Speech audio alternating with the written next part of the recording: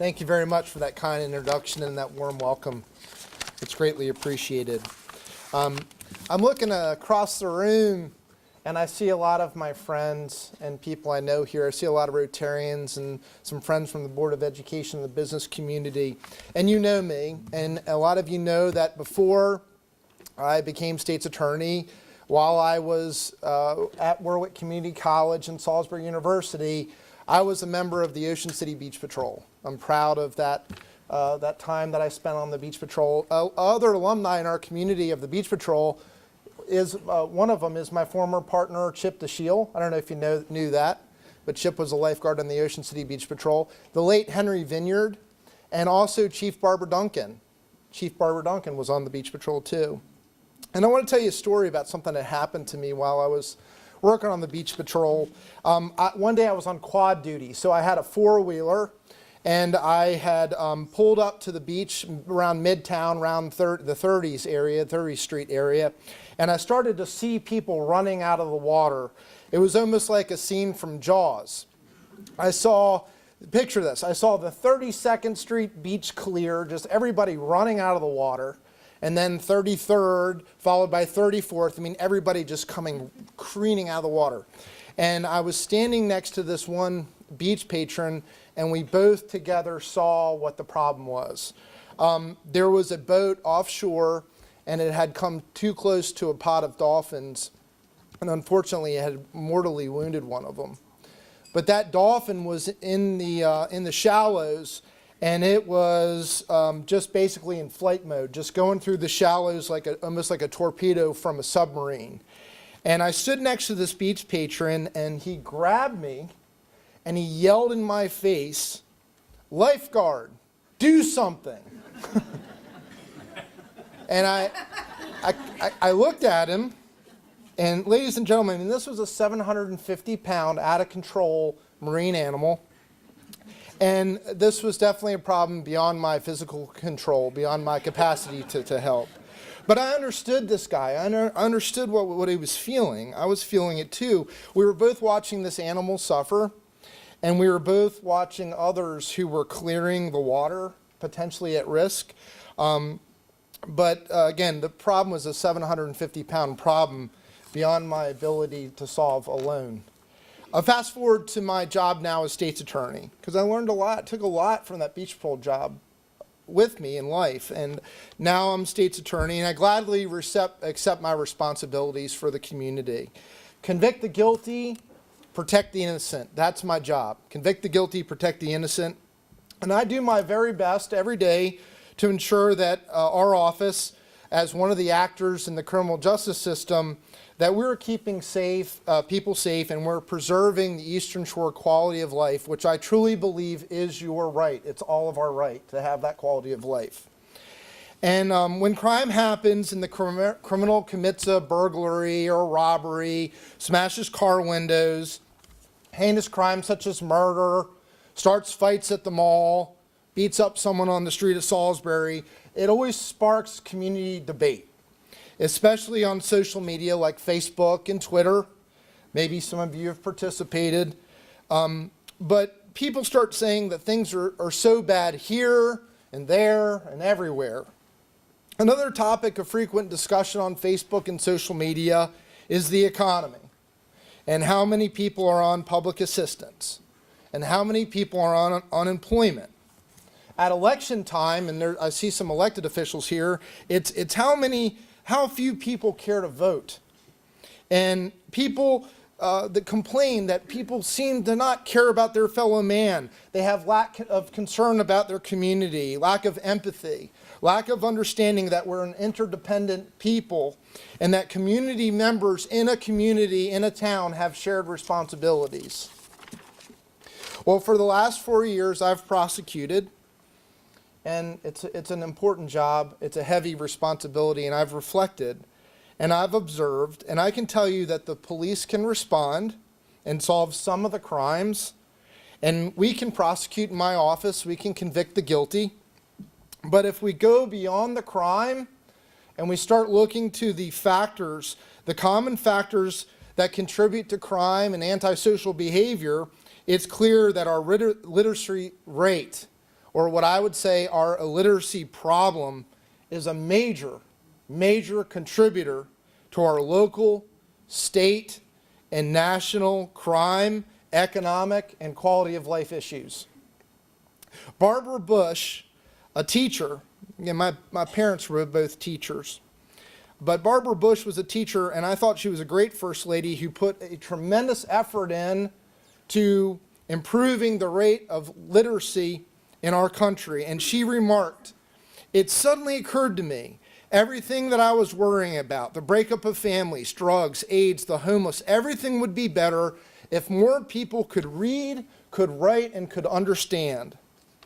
Again, I observe a lot of people literally and metaphorically yelling at office holders. We want lower crime. We want a better economy. We want people to be less dependent on the taxpayers and on the producers. We want a healthcare system that's not so overburdened. Just go on Facebook tonight and read past 30 comments, and I'm sure you will see someone ranting about these issues. But what are the major factors? Not the only factors, ladies and gentlemen, but a major factor, and that is education, and that is literacy. Depending on where you go for your information, approximately 32 to 36 million Americans cannot read. 32 to 36 million Americans cannot read. That's 14% of our U.S. population. Okay? 21%, so almost a quarter of the population in the entire United States, read below a 5th grade level. Now, as for the connection between crime and the rate of literacy, here's a statistic for you. In our U.S. prisons, 70% of those incarcerated in U.S. prisons cannot read above a 4th grade level. 70%. I've been telling our stakeholders, my biggest fear related to the criminal justice system, even greater than my concern about the heroin problem and the opioid epidemic that everyone is talking about. But my greatest concern is our failure, our abject failure to rehabilitate juvenile offenders. A lot of our crime in this community, our car and house break-ins, or serious assaults, or robberies, or murders, are committed by juvenile offenders. But do you know that 85% of the juveniles that have contact with the criminal justice system, the juvenile justice system, 85% are functionally illiterate? Some states, ladies and gentlemen, to determine how many beds they're going to need in the future for jails, some states base their projection on how well current elementary students are performing on reading tests. Education's the key, ladies and gentlemen. Education is the key to fixing some of these crime problems in the United States.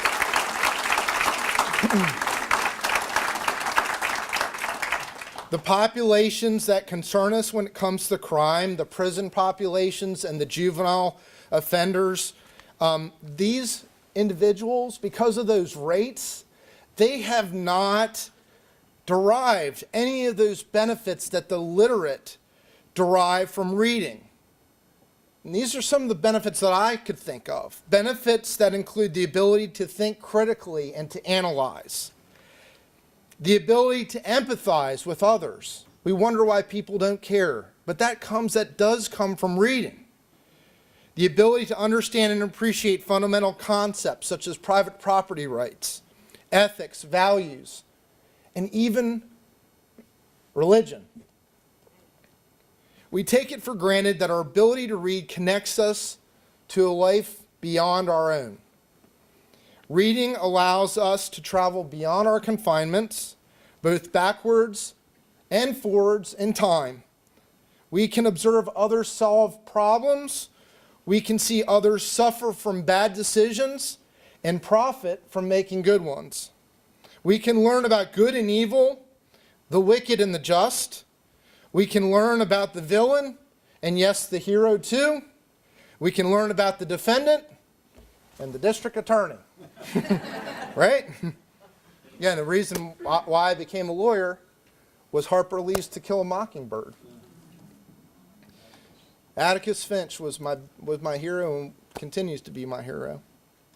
Readers, of course, are more likely to vote. They're more likely to exercise. They're more likely to be appreciate culture, and they're more likely to be tolerant.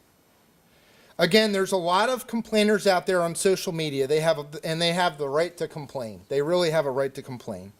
They are frustrated with freeloaders. They are frustrated with criminals. They are frustrated with the takers that seem to be multiplying. But let's all hit the pause button as a community. Let's all hit the pause button on Facebook and take a look at the glaring factor. What is the glaring factor? What is the problem? And that is truly education, and that is literacy.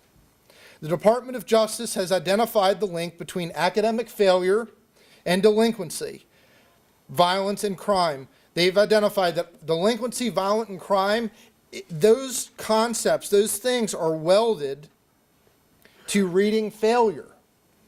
Upset about the economic conditions here in Wicomico County, upset about the economic conditions in Salisbury City, the shore, the nation.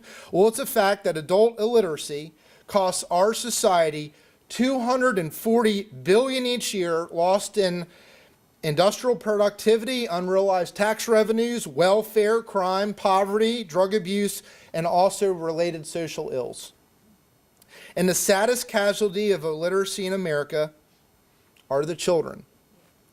The innocent little babies, those that are born to families affected by a concept or a phenomenon of intergenerational illiteracy, which we see a lot here in Wicomico County, and I see as a prosecutor here in Wicomico. It's easy to understand how intergenerational illiteracy is a problem. These children begin their school life behind their peers because their parents, their grandparents, and even their great-grandparents had minimal or no reading skills, just no appreciation for the things the literate can understand or appreciate. And again, I do see this, ladies and gentlemen, I can testify before you that I do see this in our community. That's why education and our efforts beyond what our schools can do here through organizations like the Friends of Wicomico Public Library and the Public Library and all of our luminaries here, that's why what they do is so important. So we want others to do something about crime. We want others to do something about the economy, those chronically on welfare and unemployment. People on Facebook are screaming, do something.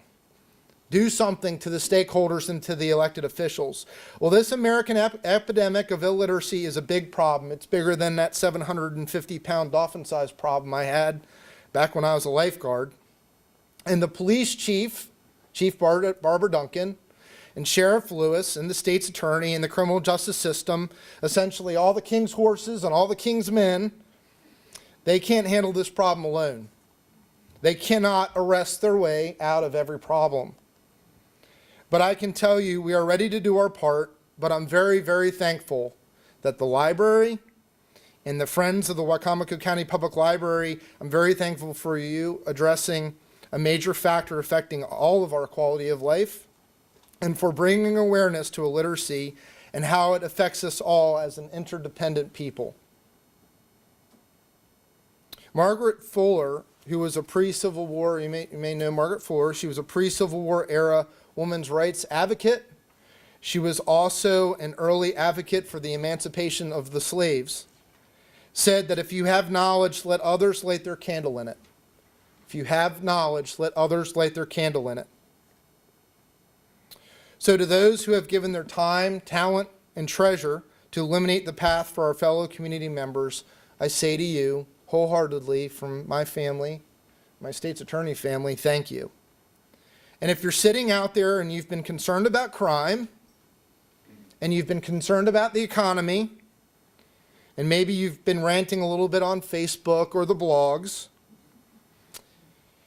and the Friends of the Library, through this program, have now helped you connect some dots and maybe opened your eyes, and you're now inspired to help our community to truly pitch in to make Wicomico County safer and more prosperous, please consider volunteering some time with the Friends of the Library. Your contribution can be as simple as reading to children or by donating your unwanted books. Thank you very much, ladies and gentlemen, for the honor of allowing me to speak to you this morning, and of course, for the privilege, the great privilege of serving as your state's attorney.